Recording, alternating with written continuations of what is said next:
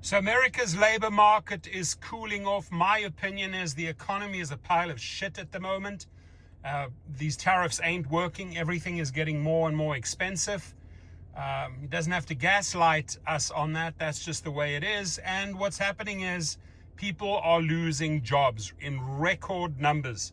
I speak to a lot of people are losing jobs. America's labor market is cooling off, and workers are quietly turning, here it is, to Uber and DoorDash to fill the income gap. Right now, they're going to make a fraction of what they made at their job, but at least this keeps them going.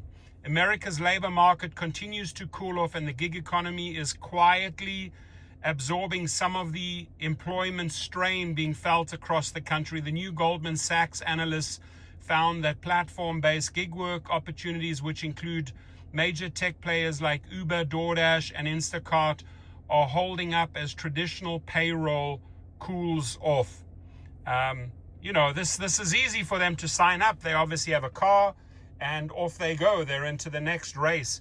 About 20% of people who lost pay, lost a job, or had hours cut turned to gig platforms to make up the difference, the analysis said. More signs of shrinking labor market are expected in this week's delayed September payroll, and that was set to be released on Thursday. Goldman found that gig hours rose the most in cities where payroll growth slowed, signaling that workers are taking on extra shifts to make up for lost hours of pay in traditional jobs. That shift is happening as broader labor market cracks begin to show. Data from Challenger, Gray, and Christmas reported that over 153,000 job cuts were announced in October, the worst reading for that month since 2003.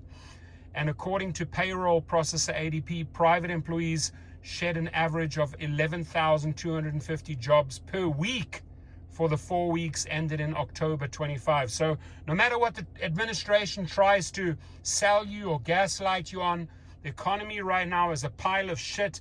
Everything is getting very expensive, and these people are now coming into the gig sector and taking away gig jobs. Your comments.